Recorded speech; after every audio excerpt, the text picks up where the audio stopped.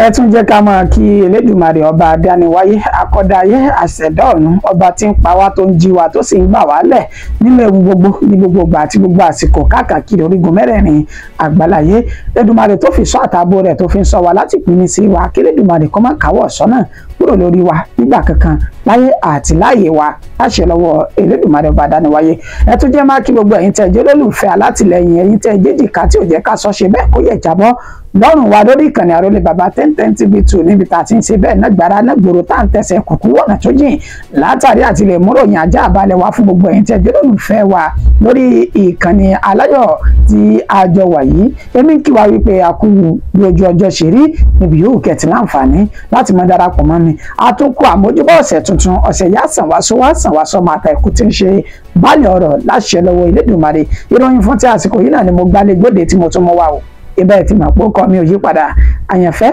Elédùmarè òun náà lèmi jẹ́ ṣebí kókó oníròyìn ló máa ń jẹ wá lógún ta kọ́kọ́ máa ń ṣe bẹ́ẹ̀ pẹ̀kẹ́lù ṣáájú agbami oníròyìn náà. Ààrẹ Tinubu ò mọ nǹkan kan nípa pátákó àjúwe tó ń ṣe ìpolongo ìbò tọdún 2027 o. Iléeṣẹ́ ààrẹ ló sọ èyí di mímọ̀. Ẹ wo orílẹ̀-èdè Nàìjíríà ò yẹ lẹ́ni tí yóò ní adarí burúkú gẹ́gẹ́ bí ààrẹ Bọ́lá Ahmed Tinubu. Àtíkù ló sọ èyí di mímọ̀ lẹ́yìn àṣẹ tí ilé-ẹjọ́ USA pa pé kí àjọ FBI kan gbé rẹ́kọ̀dù bàbá jáde. Orí ọ̀rọ̀ ààrẹ Bọ́lá Ahmed Tinubu náà ni mo sì wà ọmọlé ìgbìmọ̀ asòfin tẹ́lẹ̀ ní ìpínlẹ̀ Rivers ti gbé Tinubu àti Akpabio pẹ̀lú àwọn tó kù rẹ̀ lọ sí ilé-ẹjọ́ lórí ìyọnípò Siminalayi Fubara. Ó yá kí n máa sábọ̀ wá sọ́wọ́ ìsàlẹ̀ báyìí. Ọwọ́ àwọn ẹ̀ṣọ́ aláàbò ìpínlẹ̀ Doma ti tẹ arákùnrin ọwọ́ àwọn ẹ̀ṣọ́ aláàbò ìpínlẹ̀ Doma tún ti tẹ àwọn arìnrìn àjò mẹ́rin tí wọ́n kó ohun ìjà olóró tí wọ́n kó rìn lẹ́yìn ìṣẹ̀lẹ̀ tí Uromi ní ìpínlẹ̀ Edo. Arákùnrin kan rèé tó ṣekú pa ìyá tó bí nínú nítorí ọ̀rọ̀ owó tó di wàhálà láàrin wọn ní ìpínlẹ̀ Anambra. Ìròyìn eléyìí ló ṣe bẹ́ẹ̀ tó bani lọ́kàn jẹ́ o. Ọmọ akẹ́kọ̀ọ́ ilé ẹ̀kọ́ gíga ti ìpele ìgbẹ̀yìn kan ló ṣe bẹ́ẹ̀ ṣubú lójijì tó sì kú ní ìpínlẹ̀ Akwa Ibom. Wọ́n ti ṣekú pa ẹni tó jẹ́ olórí àwọn ọlọ́dẹ ìbílẹ̀ ní ìpínlẹ̀ Plateau lẹ́yìn ìṣẹ̀lẹ̀ tí 60 ènìyàn tán ṣekú pa ní ìpínlẹ̀ ọ̀hún. Ìròyìn náà rèé lẹ́kùnrẹ́rẹ́ báyìí. Ààrẹ Tinubu ò mọ nǹkan kan nípa pátákó àjúwe tó ń ṣe ìpolongo ìbò tọdún 2027 o. Iléeṣẹ́ ààrẹ ló sọ èyí di mímọ̀ pẹ̀lú awuyewuye ọ̀rọ̀ tó ti ń jáde nípa pátákó ẹlẹ́mọ̀ kan tí ó tóbi gbàgàdà báyìí tí ń ṣe àfihàn ààrẹ Bọ́lá Ahmed Tinubu Kashim Shettima àtèyí tí ó ń ṣe àfihàn Bọ́lá Ahmed Tinubu àti aya rẹ̀ Sẹ́nitọ́ Olúrẹ̀mí Tinubu èyí tí ó ti ń dàrìnrìn káàkiri orí ayélujára nípa pé ààrẹ Bọ́lá Ahmed Tinubu ó ti ń ṣe ìpolongo ìbò ara rẹ̀ tọdún 2027 kalẹ̀ báyìí ní ṣe ní iléeṣẹ́ ààrẹ ló ti fi ohùn léde wípé ààrẹ Bọ́lá Ahmed Tinubu kò mọ̀ nǹkan kan nípa pátákó ẹlẹ́mọ̀ ọ̀hún ní ṣe ni àwọn tó jẹ́ olólùfẹ́ ni wọ́n ń gbé ìgbésẹ̀ náà. Ó kí àwọn ènìyàn náà wípé ẹ ṣé o ẹ kú àdúrótì ẹ sì kú ìfẹ́ àti ìmọ̀ oore pẹ̀lú rírì ìṣèjọba tó ń bẹ lóde yìí. Ó ní ṣùgbọ́n a kò gbọ́dọ̀ fi torí ìfẹ́ ta ní síra wa ká máa fi ṣe bẹ́ẹ̀ tayọ òfin àjọ elétò ìdìbò tá a mọ̀ sí INEC. Ó ní àjọ elétò ìdìbò tí ń ṣe INEC àwọn ni wọ́n ṣe gbèdéke àsìkò tí ìpolongo ìbò tọdún 2027 tí yóò bẹ̀rẹ̀ tí a sì mọ ọ̀nà tá à ń gbà láti ṣe ìpolongo ìbò náà. Ó ní ṣùgbọ́n tá a bá ṣe léyìí láì tí ì tó àsìkò níṣe ni àrùfin tá a sì fi àyè sílẹ̀ fún àwọn elétò ìdìbò láti gbé ìgbésẹ̀ wọn bó ṣe wà nínú ìwé òfin ti orílẹ̀-èdè Nàìjíríà. Báyọ̀ Ọ̀nànúgà olófin ìròyìn náà tó fi léde lẹ́yìn tí gbogbo awuyewuye ọ̀rọ̀ náà tó ń jà káàkiri orílẹ̀-èdè Nàìjíríà wípé níṣe ni ààrẹ Bọ́lá Ahmed Tinubu ló ti bẹ̀rẹ̀ ìpolongo ìbò tiẹ̀. Ààrẹ ti wá sọ dímọ̀ wípé òun ètí ìbẹ̀rẹ̀ ìpolongo ìbò òun yóò sì kéde fáwọn ọmọ orílẹ̀-èdè Nàìjíríà bóun bá jẹni tí yóò padà jáde du ipò ààrẹ bó bá di ọdún 2027. Pátákó tó ń ṣe ajúwe ìpolongo ìbò ààrẹ Bọ́lá Ahmed Tinubu àti igbákejì rẹ̀ Kashim Shettima ó ní wọ́n ti ń rí ní olúùlú ilẹ̀ yìí tí ń ṣe Àbújá àti ìpínlẹ̀ Kano pẹ̀lú àwọn ìpínlẹ̀ míì tí a ti ń polongo ètò ìdìbò tọdún 2027 èyí tí iléeṣẹ́ ààrẹ ní àwọn kò mọ̀ kankan nípa rẹ̀ àwọn olólùfẹ́ náà gbé ìgbésẹ̀ náà. Ẹ wo orílẹ̀-èdè Nàìjíríà ò yẹ lẹ́ni tí yóò ní adarí burúkú gẹ́gẹ́ bí ààrẹ Bọ́lá Ahmed Tinubu. Àtíkù ló mà sọ èyí di mímọ̀ lẹ́yìn àṣẹ ilé-ẹjọ́ USA pé kí àjọ FBI kan gbé rẹ́kọ̀dù bàbá náà jáde. Gẹ́gẹ́ bí ìròyìn náà bí ó ṣe ti ń jà rìnrìn káàkiri láti àná tí ń ṣe ọjọ́ 13 inú oṣù kẹrin ọdún tá a wọ̀ yìí pẹ̀lú bí ilé-ẹjọ́ tó fi ìkàlẹ̀ sí orílẹ̀-èdè Amẹ́ríkà ní orílẹ̀-èdè ọ̀hún níbi tí wọ́n ti sọ dímọ̀ wípé kí àjọ tí ó ń rí sí ọ̀rọ̀ abẹ́lé ọ̀hún Federal Bureau of Intelligence FBI ó ní kí wọ́n ṣe bẹ́ẹ̀ kí wọ́n gbé rẹ́kọ̀dù bàbá Bọ́lá Ahmed Tinubu kí wọ́n gbé rẹ́kọ̀dù rẹ̀ jáde èyí tí wọ́n sọ dímọ̀ wípé ilé-ẹjọ́ náà tó fi ìkàlẹ̀ sí Colombia ó ní ó pa àṣẹ ọ̀hún láti ọ̀dọ̀ ẹni tó jẹ́ adájọ́ Berry Oweli lẹ́yìn tí ilé-ẹjọ́ náà tó pa àṣẹ náà níṣe ni ẹni tó jẹ́ olùdíje sí ipò ààrẹ nínú ẹgbẹ́ òṣèlú PDP lọ́dún 2023 tó tún ti fìgbà kan jẹ́ igbákejì ààrẹ lórílẹ̀-èdè Nàìjíríà Alhaji Atiku Abubakar ló fi ọ̀rọ̀ náà léde láti ẹni tó jẹ́ agbẹnusọ rẹ̀ Paul Ibe ó sọ nígbà wípé orílẹ̀-èdè Nàìjíríà kò yẹ lẹ́ni tí ó mú ààrẹ Bọ́lá Ahmed Tinubu gẹ́gẹ́ bí adarí èyí tó jẹ́ wípé ẹ̀sùn gbígbé egbògi olóró ó ń bẹ ní inú ẹ̀sùn tí wọ́n fi kàn án àti lílo ayédèrú ìwé ẹ̀rí èyí tí ó sọ nígbà wípé ní ilé ẹ̀kọ́ gíga tó wà ní Chicago ó ní òun ti ṣetán. Ó ní gbogbo àwọn ìṣẹ̀lẹ̀ tàtẹ̀yìnwá tó ti bà orúkọ ààrẹ Bọ́lá Ahmed Tinubu jẹ́ àti bó ṣe ní rẹ́kọ̀dù tí ò dáa ní orílẹ̀-èdè Amẹ́ríkà ó ní kò yẹ kí orílẹ̀-èdè Nàìjíríà kó tún wá fi àyè gba irú adarí ọ̀hún láti máa tukọ̀ orílẹ̀-èdè Nàìjíríà gẹ́gẹ́ bí ó ṣe fi ìròyìn náà léde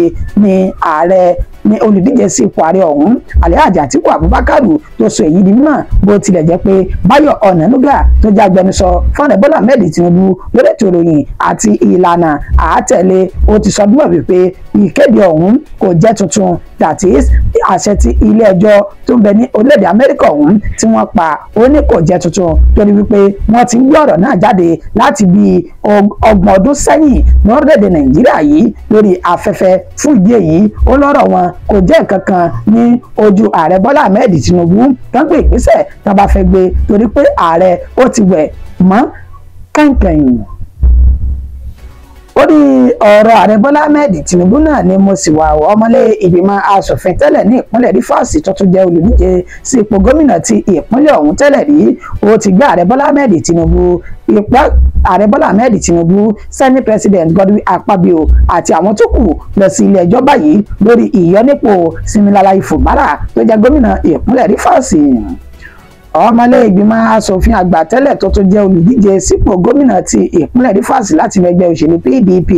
Farah Dagogro òní ó mà ti ṣe bẹ́ẹ̀ gbé ààrẹ Bọ́lá Ahmed Tinubu àti Senate President Godwin Akpabio tó fi máa bẹnu gan Tajudeen Abbas àti alákòóso ní ìpínlẹ̀ Rivers báyìí Ibas Ete ó ti gbé wọn lọ sí Ibok Ete Ibasi ó ti gbé wọn lọ sí ó ti pè wọ́n lẹ́jọ́ ní ilé ẹjọ́ gíga tó wà ní Port Harcourt tí ń ṣe olúùlú ìpínlẹ̀ Rivers ọ̀hún ǹjẹ́ kí ni pàtàkì àti ìdí abájọ tó fi gbé wọn lọ sí ilé ẹjọ́ òun náà ní ẹ̀sùn tó fi kàn wọ́n pé wọ́n ṣe bẹ́ẹ̀ yọ Siminalayi Fubara lẹ́ni tó jẹ́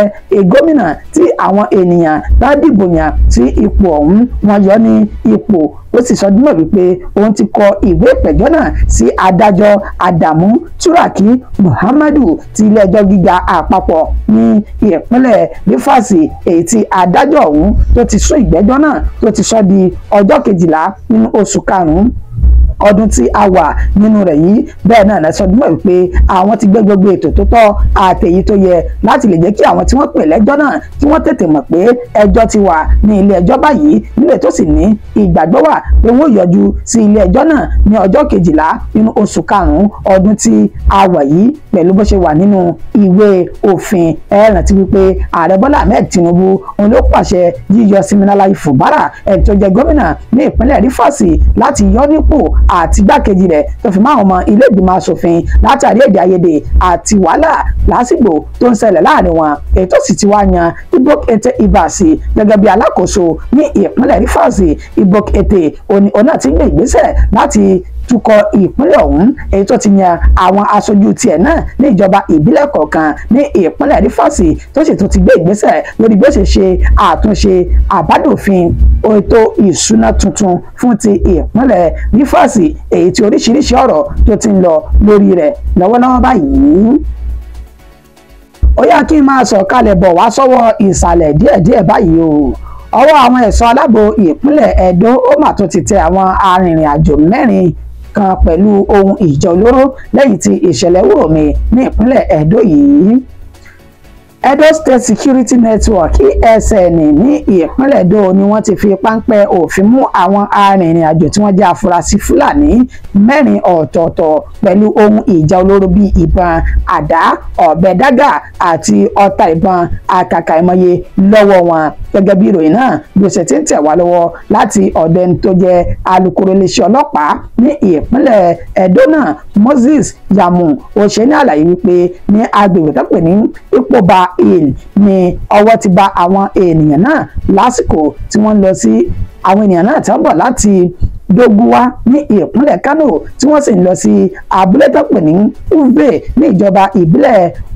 Omo ní ìpínlẹ̀ Edo náà. Nínú àlàyé rẹ̀ ó sọ náà wípé 4 làwọn afurasí ọ̀hún tí wọ́n sì bá ohun ìjà olóró bí ọta ìbọn fúnra rẹ̀, àdá 4 ọ̀tọ̀ọ̀tọ̀ àti ọ̀bẹ dágà lóríṣiríṣi. Àwọn afurasí èyí tí wọ́n pe orúkọ wọn ní Yusuf Abdulkarimu, Mujahidu Garuba, Shitu Idirisi àti Jamilu Abibu ní ọwọ́ bá lẹ́yìn tí wọ́n sì ní wọ́n ti wà ní gbàgà àtìmọ́lé báyìí lẹ́yìn ìṣẹ̀lẹ̀ bíi oṣù kan sẹ́yìn tí wọ́n ṣe bẹ́ẹ̀ dáná sun àwọn arìnrìn-àjò tó pè ní 16 tó bá ohun ìjà olóró lọ́wọ́ wọn ní Uromi tí ń ṣe ìpínlẹ̀ Edo ọ̀hún. Ó ní eléyìí tún ṣẹlẹ̀ pẹ̀lú bí wọ́n ṣe fi páńpẹ́ òfin mú àwọn ènìyàn náà nílẹ̀ tí wọ́n sì ṣiṣẹ́ ní àlàyé pé wọ́n ti wà ní gbàgà àtìmọ́lé báyìí tó sì ń ṣe ìwádìí lọ́wọ́ lórí ibi tán lọ, ibi tán ti ń bọ̀ àti tí wọ́n fẹ́ fi àwọn ohun ìjà olóró tán bá ní ọwọ́ wọn tán fẹ́ fi ṣe ní ìpínlẹ̀ Edo náà. Arákùnrin kan rèé tó ṣekú pa ìyá tó bí nínú nítorí ọ̀rọ̀ owó tó di wàhálà láàrin wọn ní ìpínlẹ̀ Anambra.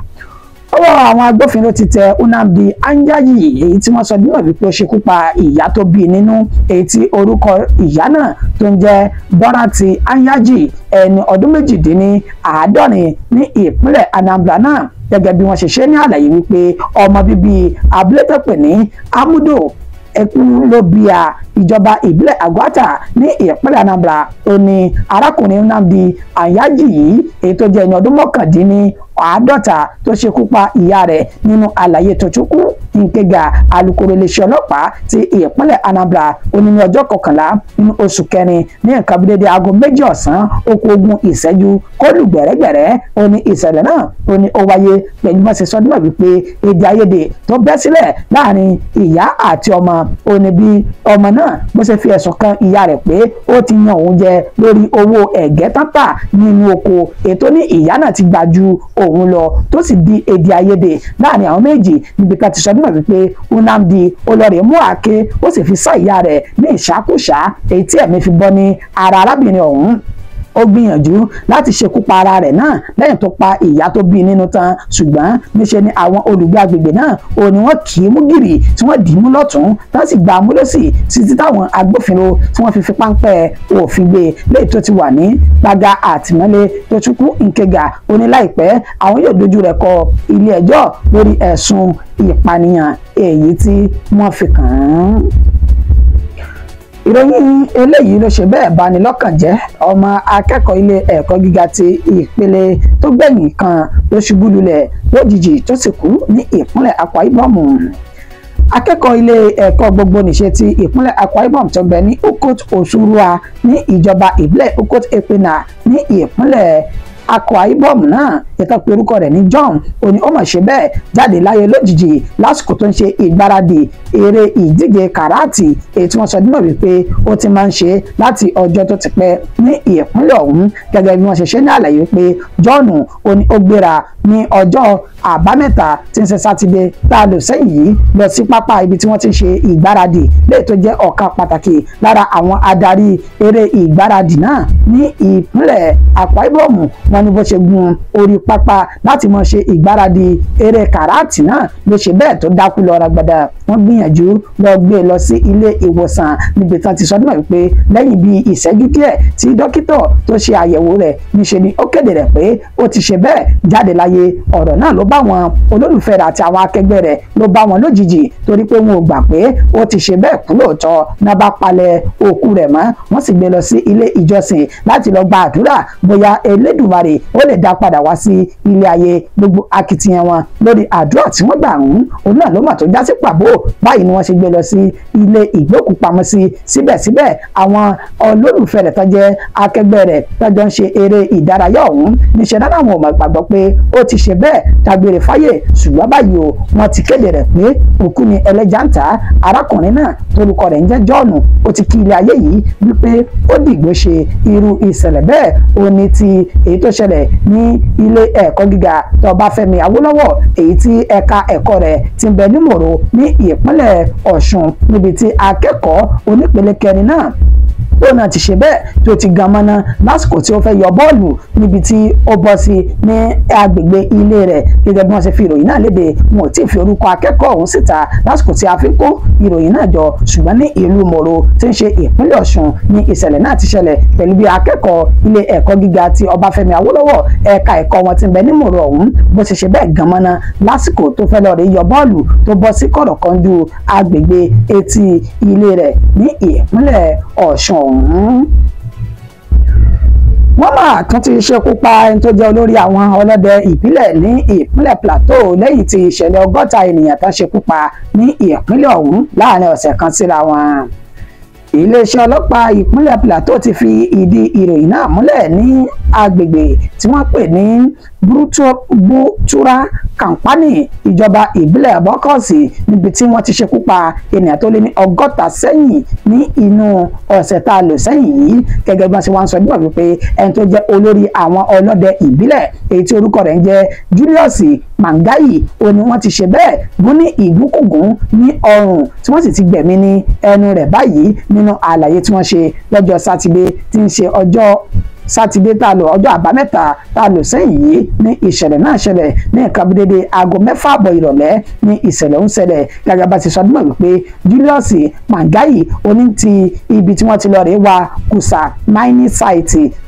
tó ń darí bọ̀ láti bẹ̀ kó tó di wípé àwọn oníṣẹ́ láabi ọ̀hún èyí tí wọ́n sọ dímọ̀ pé wọ́n jẹ́ afurasí Fúlàní darandaran wọ́n dá ọkọ rẹ̀ lọ́nà tí wọ́n sì fà jáde nínú ọkọ̀ léyìí tí wọ́n ti gún ní ọrùn tí wọ́n sì fi sílẹ̀ títí tí ó fi jẹ ìrora kú. Nígbà tí àwọn ènìyàn tí wọ́n débi tí ìṣẹ̀lẹ̀ náà ti ṣẹlẹ̀ wọ́n gbìyànjú láti tètè gbé lọ sí ilé ìwòsàn ṣùgbọ́n tán ní ìgbà tí wọ́n fi délé ìwòsàn náà wọ́n ti kéde rẹ̀ gẹ́gẹ́ bí ẹni tí ó ti jáde láyé báyìí. Ikú ẹni tó jẹ́ olórí ọdẹ ìbílẹ̀ ọ̀hún Julius Mangayi òun ló wáyé lẹ́yìn ọ̀sẹ̀ kan tí ìkọlù kọgbà àwọn Fúlàní darandaran tó ṣẹlẹ̀ ní ìpínlẹ̀ Plateau níbi tá ti ṣekú pa ènìyàn tó lé ní 60 ní ìpínlẹ̀ ọ̀hún.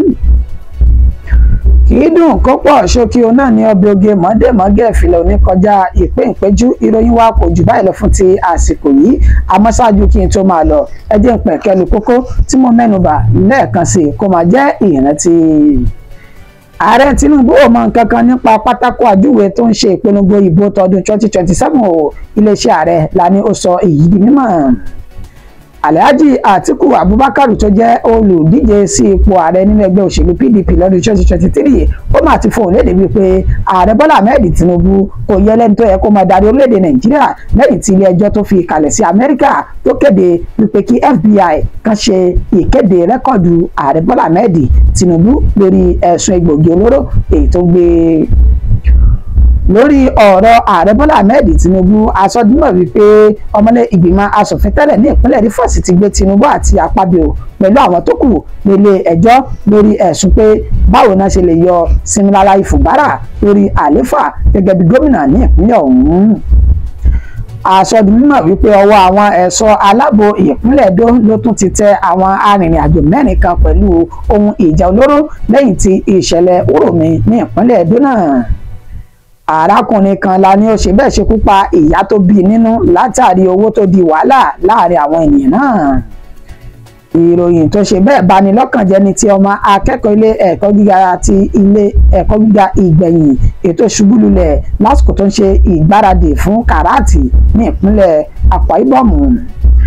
Ní paríparí asọdúnmọ̀ wípé wọ́n ti ṣekú pa ẹni tó jẹ́ olórí àwọn ọlọ́dẹ ìbílẹ̀ ní ìpínlẹ̀ Plateau lẹ́yìn ìtàn ṣe ìkọlù tó ṣekú pa ènìyàn 160 ní àárín ọ̀sẹ̀ kan ní ìpínlẹ̀ ọ̀hún. Títí bí ìgbà tá a tún padà máa fún wa ní ìròyìn míì èmi àyànfẹ́ Elédùmarè ní ìmọ̀ wá ẹ̀yin tẹ́jọ́ olólùfẹ́ mi náà ní ìmọ̀ bá láṣẹ lọ́wọ́ Elédùmarè ó dàbọ̀ fún ti àsìkò yìí.